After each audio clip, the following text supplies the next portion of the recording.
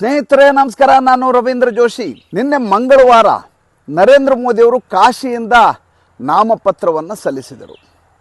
ದೇವಾಲಯಗಳ ನಗರಿ, ಪ್ರಾಚೀನ ನಗರಿ, ಭಾರತ ದೇಶದ ಭವ್ಯ ನಗರಿ, ಅಂಥ ನಗರಿಯಿಂದ ಮೂರನೆಯ ಬಾರಿಗೆ ನಾಮಪತ್ರ ಸಲ್ಲಿಕೆ. ಉಮೇದುವಾರರಾಗಿ ಭಾರತೀಯ ಜನತಾ ಪಕ್ಷದಿಂದ ನರೇಂದ್ರ ಮೋದಿಯವರ ನಾಮಪತ್ರ ಸಲ್ಲಿಕೆ.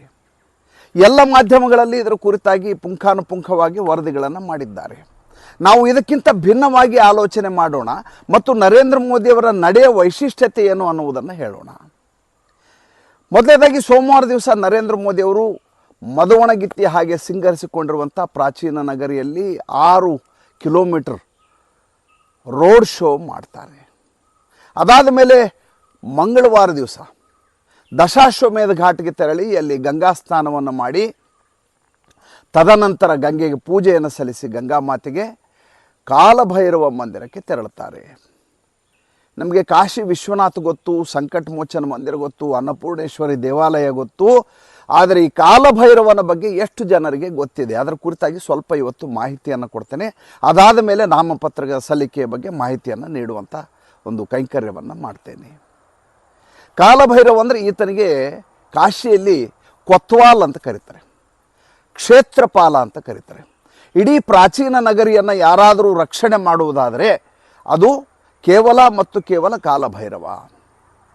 ಇಡೀ ಕಾಶಿಯ ಸುತ್ತಮುತ್ತಲು ಇರುವಂಥ ಎಲ್ಲ ಜಿಲ್ಲೆಗಳಲ್ಲಿ ಯಾವುದಾದ್ರೂ ಮಂಗಳ ಕಾರ್ಯಕ್ರಮಗಳಾಗಬೇಕಂದ್ರೆ ಮೊದಲು ಈ ಕಾಲಭೈರವನ ಆದೇಶವನ್ನು ಪಡಿತಾರೆ, ಆಜ್ಞೆಯನ್ನು ಪಡಿತಾರೆ. ತದನಂತರ ತಮ್ಮ ಮಂಗಳ ಕಾರ್ಯಕ್ರಮವನ್ನು ನಿಗದಿಪಡಿಸ್ತಾರೆ. ಹೇಗೆ ನಮ್ಮಲ್ಲಿ ವಿಘ್ನ ವಿನಾಶಕ ಗಣಪತಿಯನ್ನು ನೆನೆಸ್ಕೋತೀವೋ ಅದೇ ರೀತಿ ಈ ಕಾಶಿ ಭಾಗದಲ್ಲಿ ವಾರಣಾಸಿಯ ಸುತ್ತಮುತ್ತ ಇರುವಂಥ ಜನರ ಸಂಪ್ರದಾಯ ಏನು ಅಂದರೆ ಈ ಬಾಬಾನನ್ನು ದರ್ಶನ ಮಾಡೋದು, ಭೈರವನಾಥನ ದರ್ಶನ ಮಾಡೋದು. ಈ ಬಾಬಾ ಭೈರವನಾಥ್ ಹೇಗಿದ್ದಾನೆ ಅಂತಂದರೆ ಭಾಳ ದೊಡ್ಡದಾದಂಥ ಗಡುವಾದ ಮೀಸೆ. ಈತನಿಗೆ ನೈವೇದ್ಯ ಏನು ಅಂತ ಕೇಳಬೇಕು. ಈತನ ನೈವೇದ್ಯವನ್ನು ಸಿಗರೇಟ್ಗಳನ್ನು ಇಡ್ತಾರೆ, ಕ್ವಾರ್ಟರ್ ಬಾಟ್ಲ್ಗಳನ್ನು ಇಡ್ತಾರೆ ಮತ್ತು ಅಲ್ಲಿರುವಂಥ ಅರ್ಚಕ ಕಪ್ಪು ವರ್ಣದ ಬಟ್ಟೆಯನ್ನು ಧರಿಸಿರ್ತಾರೆ. ಹೋಗಿ ನೋಡಬೇಕು ನೀವು. ಕೇವಲ 1.5-2 ಕಿಲೋಮೀಟ್ರು ಗಲ್ಲಿ ಒಳಗಡೆಯಿಂದ ಕಾಶಿ ವಿಶ್ವನಾಥ ದೇವಸ್ಥಾನದಿಂದ ಹೋದರೆ ಬೆಳಗ್ಗೆ 4-4:15 ಈ ದೇವಸ್ಥಾನದ ಬಾಗಿಲು ತೆರೆಯುತ್ತೆ. ಯಾರಾದರೂ ಕಾಶಿಗೆ ಬಂದವರಾದರೆ ಈ ಕಾಲಭೈರವನ ಅಪ್ಪಣೆ ಪಡೆಯದೆ ಮುಂದಿನ ಕಾರ್ಯಕ್ರಮಗಳಿಗೆ ಹೋಗೋದಿಲ್ಲ. ಇದು ಅಲ್ಲಿಯ ವಾಸ್ತವ ಸ್ಥಿತಿ. ಹಾಗಾದರೆ ಕಾಲಭೈರವನ ವಿಶೇಷತೆ ಏನು, ಏಕೆ ಈತನನ್ನು ಇಲ್ಲಿ ಪ್ರತಿಷ್ಠಾಪನೆ ಮಾಡಲಾಯಿತು?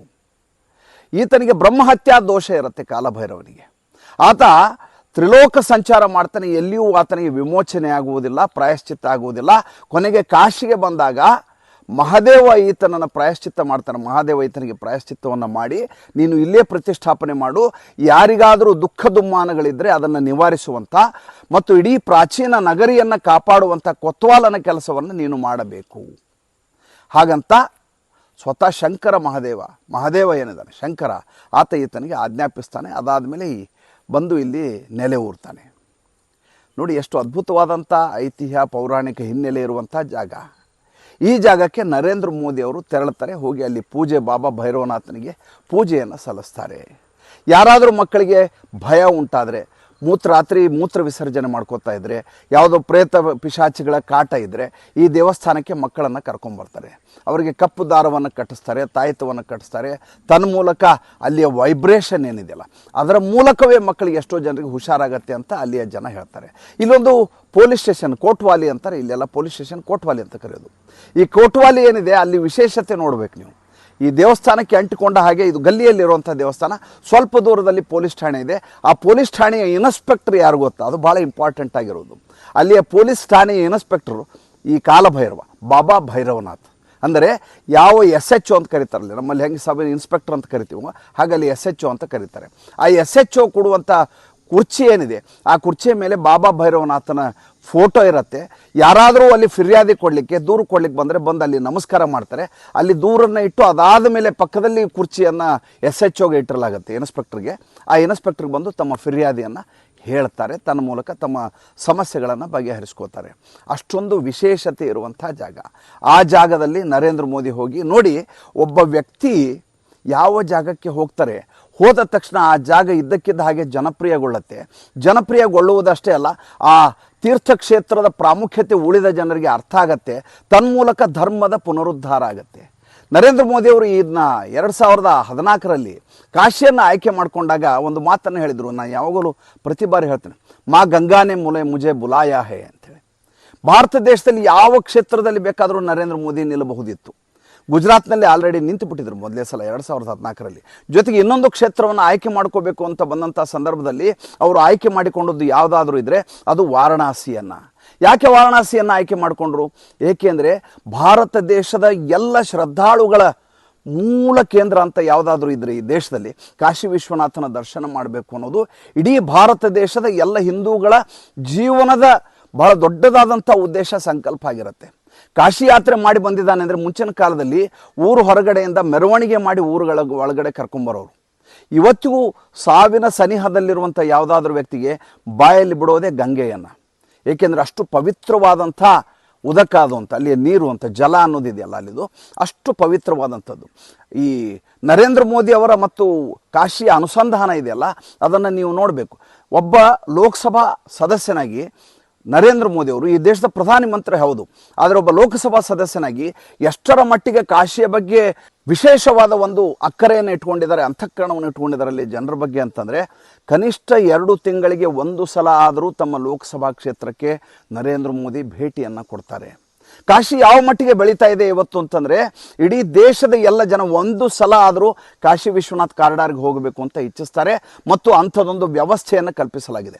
ಬಹಳ ದೊಡ್ಡದಾದಂಥ ಪ್ರವಾಸಿ ಕೇಂದ್ರವಾಗಿ, ಯಾತ್ರಾ ಕೇಂದ್ರವಾಗಿ ಇವತ್ತು ಕಾಶಿ ಹೊರಹೊಮ್ಮಿದರೆ ಅದರ ಹಿಂದೆ ನರೇಂದ್ರ ಮೋದಿಯವರ ಬಹಳ ದೊಡ್ಡದಾದಂಥ ಕೊಡುಗೆ ಇದೆ. ಯಾವ ಕಾಶಿಯನ್ನು ಯಾರೂ ಈ ರೀತಿಯಾಗಿ ವಿಮೋಚನೆ ಜೀರ್ಣೋದ್ಧಾರ ಮಾಡಲಿಕ್ಕೆ ಸಾಧ್ಯ ಇಲ್ಲ ಅಂತ ಪರಿಭಾವಿಸಿದ್ರು, ಅಂಥ ಕಾಶಿಯ, ಗಲ್ಲಿಯ ಕಾಶಿಯ, ಓಣಿಯ ಕಾಶಿಯ ದರ್ಶನ ಮಾಡಲಿಕ್ಕೆ ಬಹಳಷ್ಟು ಕಷ್ಟಪಡಬೇಕಾದಂಥ ಕಾಶಿಯ ಘಾಟ್ಗಳು ಅತ್ಯಂತ ದುಸ್ಥಿತಿಯಲ್ಲಿದ್ದಂಥ ಕಾಶಿಯನ್ನು ಸಂಪೂರ್ಣವಾಗಿ ಇವತ್ತು ನಿರ್ಮಲಗೊಳಿಸಿ ಒಂದು ಪವಿತ್ರ ಕೇಂದ್ರವನ್ನಾಗಿ ಪರಿವರ್ತಿಸಿದ ಶ್ರೇಯಸ್ಸು ಯಾರಿಗಾದರೂ ಸಲ್ಲೋದಾಗಿದ್ದರೆ ಅದು ನರೇಂದ್ರ ಮೋದಿ ಅವರಿಗೆ. ಈ ಜನರ ಬಾಹುಳ್ಯ ಇದೆಯಲ್ಲ, ಆ ಸಾಂದ್ರತೆಯನ್ನು ತಡಿಲಿಕ್ಕೆ ನರೇಂದ್ರ ಮೋದಿ ಒಬ್ಬ ಲೋಕಸಭಾ ಕ್ಷೇತ್ರದ ಸಂಸದರಾಗಿ ಕೇವಲ 1 ರೈಲ್ವೆ ಸ್ಟೇಷನ್ ಇದ್ದದ್ದನ್ನು ಸ್ಯಾಟಲೈಟ್ ರೈಲ್ವೆ ಸ್ಟೇಷನ್ ಅಂತ ಬೇರೆ ಬೇರೆ ರೈಲ್ವೆ ಸ್ಟೇಷನ್ ಮಾಡಿದ್ದಾರೆ.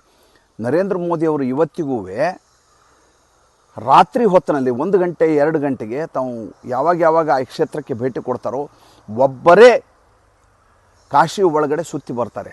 ಒಂದು ಫೋಟೋ ಇತ್ತೀಚೆಗೆ ಪಬ್ಲಿಷ್ ಆಗಿತ್ತು, ನೀವು ನೋಡಿರ್ಬೋದು. ಕಾಶಿ ಒಂದು ಸ್ಯಾಟಲೈಟ್ ರೈಲ್ವೆ ಸ್ಟೇಷನ್ನು ತಯಾರಿ ಆಗ್ತಾ ಇರುತ್ತೆ. ರಾತ್ರಿ 2 ಗಂಟೆಗೆ ಹೋಗಿ ಅದರ ಉಸ್ತುವಾರಿಯನ್ನು ನೋಡ್ಕೊಂಬರ್ತಾರೆ, ಏನೇನು ಮೇಲ್ವಿಚಾರಣೆ ಮಾಡ್ತಾರೆ, ಏನೇನಾಗಿದೆ ಅಂತ ನೋಡ್ಕೊಂಬರ್ತಾರೆ. ಬಂದು ಗಂಗಾ ನದಿಯ ತಟಾಕದಲ್ಲಿ ಚಹಾ ಕುಡಿತಾರೆ. ಕಾಶಿಗಿರೋ ವಿಶೇಷತೆ ಏನು ಗೊತ್ತಾ? ಬೇರೆ ಎಲ್ಲ ನಗರಗಳು ಒಂದಲ್ಲ ಒಂದು ಹೊತ್ತಿನಲ್ಲಿ ನಿದ್ರೆಗೆ ಜಾರ್ತವೆ. ಕೆಲವೊಂದು ಊರುಗಳು 11 ಗಂಟೆ, ಕೆಲವೊಂದು ಊರು 12 ಗಂಟೆ, ಕೆಲವೊಂದು ಊರು ಸಂಜೆ 7 ಗಂಟೆ ಆದರೆ ನಿದ್ರೆಗೆ ಜಾರ್ತವೆ. ನಿಶಾಚರರು ಅಂತಾರೆ ಅದಾದಮೇಲೆ ಓಡಾಡಿದರೆ. ಈ ಕಾಶಿ ನಗರದ ವಿಶೇಷತೆ ಏನಂದರೆ, ಹಗಲು ಹೇಗಿರುತ್ತೋ ರಾತ್ರಿ ಕೂಡ ಗಂಗಾ ನದಿಯ ತಟಾಕಗಳು ಅಷ್ಟೇ ಸಂಭ್ರಮದಲ್ಲಿ ಮೀಯುತ್ತಾ ಇರ್ತವೆ. ರಾತ್ರಿ ಹೊತ್ತಿನಲ್ಲೂ ಕೂಡ ಯಾತ್ರಾರ್ಥಿಗಳು ಗಂಗಾ ನದಿಯ ತಟಾಕದಲ್ಲಿ ಓಡಾಡ್ತಾ ಇರ್ತಾರೆ, ಮಾತಾಡ್ತಾ ಇರ್ತಾರೆ, ಹೋಟೆಲ್ಗಳಿರ್ತವೆ, ಚಹಾ ಸಿಗ್ತಾ ಇರುತ್ತೆ. ಬೆಳಗ್ಗೆ 4 ಗಂಟೆಗೆ ಅಸ್ಸಿ ಘಾಟ್ನಲ್ಲಿ ಬೆಳಗ್ಗೆ ಪ್ರಾತಃಜಾವ ಪೂಜೆ ಪುನಸ್ಕಾರಗಳು 5 ಗಂಟೆಯಿಂದ ಶುರುವಾಗ್ತವೆ, ಹೋಮ ಹವನಗಳು ಶುರು ಆಗ್ತವೆ. ಬೆಳಗ್ಗೆ ಕಾಶಿ ವಿಶ್ವನಾಥ್ ಕಾರಿಡಾರ್ನಲ್ಲಿ ಬೆಳಗ್ಗೆ 3 ಗಂಟೆಗೆ ಭಸ್ಮಾರತಿ ಆಗುತ್ತೆ. ಅಂದರೆ ಕಾಶಿ ನಗರದ ವಿಶೇಷತೆ ಏನಂದರೆ, ಇಡೀ ದೇಶದ ಶ್ರದ್ಧಾಳುಗಳ ಕೇಂದ್ರದಲ್ಲಿ ಕೇಂದ್ರ ಅಂತ, ಉತ್ಕಟ ಸ್ಥಿತಿಯಲ್ಲಿರುವಂಥ ಕೇಂದ್ರ. ಅಲ್ಲಿ ನಾಮಪತ್ರ ಸಲ್ಲಿಕೆ ಮಾಡಿದ್ದಾರೆ 3ನೇ ಬಾರಿಗೆ. ಗೆಲುವಿನ ಬಗ್ಗೆ ನಾನು ಮಾತನಾಡಬೇಕಾಗಿಲ್ಲ, ಪ್ರತಿಸ್ಪರ್ಧಿ ಅಜಯ್ ರಾಯ್ ಬಗ್ಗೆ ಮಾತನಾಡಬೇಕಾಗಿಲ್ಲ, ಎಷ್ಟು ಅಂತರದಲ್ಲಿ ಗೆಲ್ತಾರೆ ಅನ್ನೋದ್ರ ಬಗ್ಗೆ ಮಾತಾಡಲ್ಲ. ಈ ಸಂಚಿಕೆ ಅಲ್ಲದನ್ನೆಲ್ಲ ಇಲ್ಲಿ ಪ್ರಸ್ತಾಪ ಮಾಡೋದು ಬೇಡ, ಭಾಳ ಸುದೀರ್ಘವಾಗಿ ಆಗುತ್ತೆ. ಆದರೆ 1-2 ವಿಶೇಷತೆಗಳನ್ನು ಹೇಳಿಬಿಡ್ತೀನಿ. ಮುಂದಿನ ಸಂಚಿಕೆಯ ಬಗ್ಗೆ ಮತ್ತೆ ಕಾಶಿ ಬಗ್ಗೆ ಮಾತನಾಡೋಣ. ಹಿಂದೊಂದು ಸಲ ತಮಗೆ ಮಾತು ಕೊಟ್ಟಿದ್ದೆ, ಕಾಶಿಯನ್ನು ಹರಿಶ್ಚಂದ್ರ ಘಾಟ್ವರೆಗೂ ಮಾತ್ರ ಪರಿಚಯ ಮಾಡಿಕೊಟ್ಟಿದ್ದೆ, ಅದ್ರ ಮುಂದಿನ ಜಾಗಗಳ ಬಗ್ಗೆ ಮಾತಾಡಿರಲಿಲ್ಲ. ಆ ಮುಂದಿನ ಭಾಗಗಳನ್ನು ಮುಂದಿನ ಸಂಚಿಕೆಗಳಲ್ಲಿ ಚುನಾವಣೆ ಆದಮೇಲೆ ಮಾತಾಡೋಣ. ಕಾಶಿಯ ಬಗ್ಗೆ ಮಾತನಾಡಲಿಕ್ಕೆ ವರ್ಷಗಟ್ಟಲೆ ಮಾತನಾಡಿದರೂ ಉಳಿಯುವಷ್ಟು ವಿಷಯಗಳು ನನ್ನ ಹತ್ರ ಇದ್ದಾವೆ. ಏಕೆಂದರೆ ಅಷ್ಟೊಂದು ನನಗೆ ದಿವ್ಯವಾದಂಥ ಆಕರ್ಷಣೆ. ಬೇರೆ ಯಾವುದೋ ಒಂದು ನಗರವನ್ನು ಬೇರೆ ಬೇರೆ ಕಾರಣಕ್ಕೆ ನಾವು ಆಕರ್ಷಿತಗೊಂಡ್ರೆ ಬೇರೆ ಬೇರೆ ಜಾಗಗಳಿಗೆ, ಕಾಶಿ ಇದೆಯಲ್ಲ ಅದರ ಮೋಹಕತೆ ಹೇಗಿದೆ ಅಂದರೆ, ನಿಮಗೆ ಪದೇ ಪದೇ ಪದೇ ಪದೇ ನಿಮ್ಮನ್ನು ಅಲ್ಲಿ ಕರ್ಸ್ಕೊತದೆ. ಅದು ನಾವು ಹೋಗೋದಲ್ಲ, ಅದು ಕರ್ಸ್ಕೊಳ್ಳೋದು. ನಾನು ಈಗಾಗಲೇ ಎಷ್ಟು ಬಾರಿ ಹೋಗಿ ಬಂದಿದ್ದೀನಿ, ಎಷ್ಟು ಬಾರಿ ಹೋಗಬೇಕು ಅಂತ ಆಸೆ ಇದೆ ಅಂತ ತಮ್ಮಿದ್ರೆ ಹೇಳಲಿಕ್ಕೆ ಸಾಧ್ಯ ಇಲ್ಲ. ಅಂಥದ್ದೊಂದು ಪ್ರಾಚೀನ ನಗರಿ, ಅಂಥದ್ದೊಂದು ದಿವ್ಯವಾದಂಥ ಆಕರ್ಷಣೆ ಹೊಂದಿರುವಂಥ ನಗರಿ ಈ ಕಾಶಿ. ಇಲ್ಲಿ ನರೇಂದ್ರ ಮೋದಿ ಅವರು ಯಾವ ನಾಮಪತ್ರ ಸಲ್ಲಿಕೆ ಮಾಡಿದ್ರು ಅವರ ಪಕ್ಕದಲ್ಲಿ ಒಬ್ಬರು ಕೂತಿದ್ದಾರೆ, ಒಬ್ಬ ವಯಸ್ಸಾದ ಮನುಷ್ಯ, 68 ವರ್ಷ. ಅವರಿಗೆ ಪಂಡಿತ್ ಗಣೇಶ್ವರ ಶಾಸ್ತ್ರಿ ಅಂತ ಇವರ ಹೆಸರು. ನೋಡಿ, ಹಿಂದುಗಡೆ ಯೋಗಿ ಆದಿತ್ಯನಾಥ್ ಕೂತಿದ್ದಾರೆ, ಪಕ್ಕದಲ್ಲಿ 3 ಜನ ಸೂಚಕರಿದ್ದಾರೆ. 12 ರಾಜ್ಯಗಳ ಮುಖ್ಯಮಂತ್ರಿಗಳು ಸಹ ನಾಮಪತ್ರ ಸಲ್ಲಿಕೆಗೆ ಆಗಮಿಸಿದ್ದಾರೆ. ಪಕ್ಕದಲ್ಲಿ ಕೂಡಲಿಕ್ಕೆ ಒಬ್ಬನೇ ಒಬ್ಬ ವ್ಯಕ್ತಿಗೆ ಅವಕಾಶ ಕೊಟ್ಟಿದ್ದು ಆತ ಗಣೇಶ್ವರ ಶಾಸ್ತ್ರಿ ಅಂತ. ಯಾವ ಮಟ್ಟಿನ ಆ ಮನುಷ್ಯನಲ್ಲಿ ಅಂಥದ್ದೊಂದು ಶಕ್ತಿ ಇರಬಹುದು. ಒಬ್ಬ ಪ್ರಧಾನಮಂತ್ರಿಯ ಪಕ್ಕದಲ್ಲಿ ಕೂಡಬೇಕು ಅಂದರೆ ಆತನನ್ನು ಯಾವ ರೀತಿ ನರೇಂದ್ರ ಮೋದಿ ಅವರಿಗೆ ಸೆಳೆತ ಉಂಟಾಗಿರ್ಬೇಕು ಈತನನ್ನು ಪಕ್ಷದಲ್ಲಿ ಕೂಡಿಸ್ಕೊಳ್ಳಿಕ್ಕೆ ಅಂತ. 11 ಗಂಟೆ 40 ನಿಮಿಷಕ್ಕೆ ನಾಮಪತ್ರ ಸಲ್ಲಿಕೆ ಆಗಬೇಕು ಅಂತ ಗಣೇಶ್ವರ ಶಾಸ್ತ್ರಿ ಅವರು ಮುಹೂರ್ತವನ್ನು ನಿಗದಿಪಡಿಸಿರ್ತಾರೆ.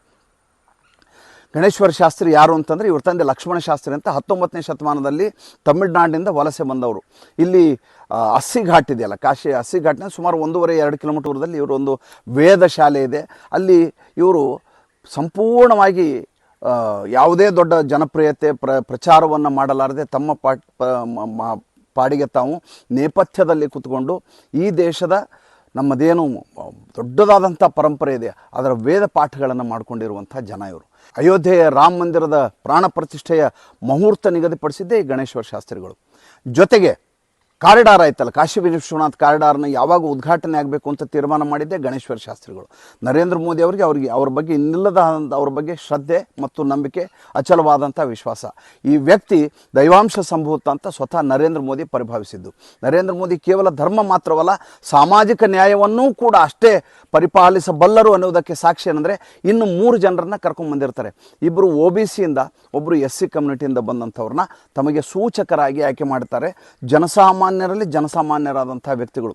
ಸಂಜಯ್ ಸೋನ್ಕರ್ ಅಂತ ಇದ್ರು, ಅದರಲ್ಲಿ ಕುಶ್ವಾಹಾ ಇದ್ದರು, ನಿಮಗೆಲ್ಲ ಗೊತ್ತು. ಅದೆಲ್ಲ ಈಗಾಗಲೇ ಅದರ ಮಾಹಿತಿಯನ್ನು ತಾವು ಪಡೆದಿರ್ತೀರಿ. ಅವರೆಲ್ಲರನ್ನ ಕರ್ಕೊಂಬಂದು ಅವರೆಲ್ಲ ಹಿಂದೆ ಕೂತಿರ್ತಾರೆ. ಮುಂದ್ಗಡೆ ಗಣೇಶ್ವರ ಶಾಸ್ತ್ರಿ, ನರೇಂದ್ರ ಮೋದಿ ಕೂತಿರ್ತಾರೆ. ಜಿಲ್ಲಾ ಮ್ಯಾಜಿಸ್ಟ್ರೇಟ್ ಇದ್ರಿಗೆ ಉಳಿದ ಎಲ್ಲ ಉಮೇದುವಾರರು ಯಾವ ರೀತಿ ನಾಮಪತ್ರ ಸಲ್ಲಿಕೆ ಮಾಡ್ತಾರೋ ಈ ದೇಶದ ಪ್ರಧಾನಿ ಕೂಡ ಅಷ್ಟೇ ನಿಷ್ಠೆಯಿಂದ ಆ ಕೆಲಸವನ್ನು ನಿಭಾಯಿಸ್ತಾರೆ. 12 ರಾಜ್ಯಗಳ ಮುಖ್ಯಮಂತ್ರಿಗಳು ಪಾಲ್ಗೊಂಡಿರ್ತಾರೆ. ಗೃಹ ಸಚಿವರು ಬಂದಿರ್ತಾರೆ, ಅಮಿತ್ ಶಾ ಅವರು, ರಾಜನಾಥ್ ಸಿಂಗ್, ಯಾರ್ಯಾರ ಹೆಸರು ಹೇಳಿ ಬರಲಾರದವರೇ ಇಲ್ಲ. ಅಂಥದ್ದೊಂದು ದೊಡ್ಡದಾದಂಥ ಹಬ್ಬ, ಪ್ರಜಾಪ್ರಭುತ್ವ ಹಬ್ಬದಕ್ಕೆ ಚಾಲನೆಯನ್ನು ಕೊನೆಯ ಹಂತದ ಚುನಾವಣೆ ಜೂನ್ 1 ಕಾಶಿಯಲ್ಲಿ ಚುನಾವಣೆ. ಆದರೆ ಕೊನೆಯ ದಿವಸ ನಾಮಪತ್ರ ಸಲ್ಲಿಕೆ ಮಂಗಳವಾರ ಇತ್ತು. ನರೇಂದ್ರ ಮೋದಿಯವರು ಅತ್ಯಂತ ಪವಿತ್ರವಾಗಿ ಶ್ರದ್ಧೆಯಿಂದ ನೆರವೇರಿಸಿದ್ದಾರೆ. ಇದರಿಂದ ಆಗೋ ವಿಶೇಷತೆ ಏನು ಗೊತ್ತಾ? ಈ ರೀತಿ ಒಬ್ಬ ವ್ಯಕ್ತಿ ತನ್ನ ಧರ್ಮವನ್ನು ಈ ರೀತಿ ಪ್ರತಿಭಟಿಸುವ ಮೂಲಕ ಆಗುವಂಥ ದೊಡ್ಡದಾದಂಥ ಲಾಭ ಏನು ಅಂದರೆ, ಈ ದೇಶದ ರಾಜ ಪ್ರಧಾನಮಂತ್ರಿಯೇ ಇಷ್ಟು ಧರ್ಮ ದುರಂಧರನಾಗಿದ್ದಾನೆ ಅಂದರೆ ನಾವೆಷ್ಟು ಧರ್ಮ ದುರಂಧರರಾಗಿರಬೇಕು, ನಾವೆಷ್ಟು ಶ್ರದ್ಧಾಳುಗಳಾಗಿರಬೇಕು ಅಂತ ಪ್ರತಿಯೊಬ್ಬರು ಆಲೋಚನೆ ಮಾಡ್ತಾರೆ. ಒಬ್ಬ ಕಪಟ, ಸುಳ್ಳ, ವಂಚಕ ಈ ದೇಶವನ್ನು ಆಳಿದರೆ ಈ ದೇಶದ ಜನ ಹೇಗಿರ್ತಾರೆ? ಯಥಾ ರಾಜ ತಥಾ ಪ್ರಜಾ ಅಂತಾರೆ. ನೋಡಿ, ಕಾಶಿಯನ್ನು ಆಯ್ಕೆ ಮಾಡುವ ಸಂದರ್ಭದಲ್ಲಿ ರಾಜಕೀಯವಾದಂಥ ಆಲೋಚನೆಯನ್ನು ಮಾಡಿ, ಸ್ಟ್ರಾಟಜಿಕ್ ಪಾಯಿಂಟ್ ಅಂತೀವಿ ನಾವು. ಹೇಗೆ ಸ್ಟ್ರಾಟಜಿಕ್ ಪಾಯಿಂಟ್? ಕಾಶಿ ಇಡೀ ಉತ್ತರ ಭಾರತದಲ್ಲಿ 80 ಸೀಟ್ಗಳಿರುವಂಥ ಉತ್ತರ ಪ್ರದೇಶದವನ್ನು ಗೆಲ್ಲಬೇಕು, ಪಕ್ಕದ ಬಿಹಾರವನ್ನು ಗೆಲ್ಲಬೇಕು. ಇದು ಗಂಗಾ ನದಿಯ ತಟಾಕದು. ಈ ಗಂಗಾ ನದಿಯೆಲ್ಲ ಬಿಹಾರದ ಮೂಲಕ ಹಾದು ಹೋಗುವಂಥದ್ದು. 40 ಜಿಲ್ಲೆಗಳು ಉತ್ತರ ಪ್ರದೇಶದಲ್ಲಿ, 20 ಜಿಲ್ಲೆಗಳು ಬಿಹಾರದಲ್ಲಿ. ಈ ಉತ್ತರ ಪ್ರದೇಶವನ್ನು ಗೆಲ್ಲಬೇಕು ಅಂದರೆ ಪೂರ್ವಾಂಚಲವನ್ನು ಗೆಲ್ಲಬೇಕು. ಯಾವ ವ್ಯಕ್ತಿ ಉತ್ತರ ಪ್ರದೇಶವನ್ನು ಹಾದು ಹೋಗ್ತಾನೋ ಆತ ದಿಲ್ಲಿಯ ಗದ್ದುಗೆಯನ್ನು ಏರ್ತಾನೆ ಅಂತ ಮಾತಿದೆ. ಈ 60 ಜಿಲ್ಲೆಗಳಲ್ಲಿ ಇದರ ಪ್ರಭಾವಳಿ ಹೇಗಿರುತ್ತೆ ಅನ್ನೋದನ್ನು ಆಲೋಚನೆ ಮಾಡಿ. ಒಬ್ಬ ನರೇಂದ್ರ ಮೋದಿ ಚುನಾವಣೆಗೆ ನಿಂತಿದ್ದಾರೆ ಅಂದರೆ ಕೇವಲ ಕಾಶಿಗೆ ಮಾತ್ರ ಸೀಮಿತ ಆಗುವುದಿಲ್ಲ, ಇಡೀ ಉತ್ತರ ಪ್ರದೇಶಕ್ಕೆ ಮತ್ತು ಇಡೀ ಹಿಂದಿ ಹೃದಯ ನಾಡಿಗೆ, ಹಿಂದಿ ಹಾರ್ಟ್ ಲ್ಯಾಂಡ್ ಅಂತ ಕರೀತಾರೆ, ಇಷ್ಟು ಪ್ರದೇಶದ ಮೇಲೆ ಅದರ ಪ್ರಭಾವಳಿ ಇರುತ್ತೆ. ಜೊತೆಗೆ ಅವರ ನಡತೆ, ನರೇಂದ್ರ ಮೋದಿ ಅವರು ನಡೆದುಕೊಂಡಿರುವ ರೀತಿ ಇದೆಯಲ್ಲ ಮಂಗಳವಾರ, ಈ ದೇಶದ ಒಬ್ಬ ಅಪ್ಪಟ ಧರ್ಮಭಕ್ತ, ದೇಶಭಕ್ತ ಹೇಗಿರಬೇಕು ಅನ್ನೋದಕ್ಕೆ ಅನ್ವರ್ಥವಾಗಿ ಕಾಣ್ತಾರೆ ನರೇಂದ್ರ ಮೋದಿಯವರು. ಅಂಥ ವ್ಯಕ್ತಿ ನಾಮಪತ್ರ ಸಲ್ಲಿಸಿದ್ದಾರೆ, ಈ ದೇಶದ ಭವಿಷ್ಯಕ್ಕೆ ನಾಂದಿಯನ್ನು ಹಾಡಿದ್ದಾರೆ ಅಂತ ಹೇಳ್ತಾ ಇವತ್ತಿನ ಸಂಚಿಕೆಯನ್ನು ಮುಗಿಸ್ತಾ ಇದ್ದೀನಿ. ಸಂಚಿಕೆ ಇಷ್ಟ ಇದ್ದರೆ ಲೈಕ್ ಮಾಡಿ, ಫಾಲೋ ಮಾಡಿ, ಶೇರ್ ಮಾಡಿ. ನಮ್ಮ ಮುಕ್ತ ಪತ್ರಿಕೋದ್ಯಮಕ್ಕೆ ದಯವಿಟ್ಟು ಆರ್ಥಿಕವಾಗಿ ಬೆಂಗಾವಲಾಗಿ ನಮಸ್ಕಾರ.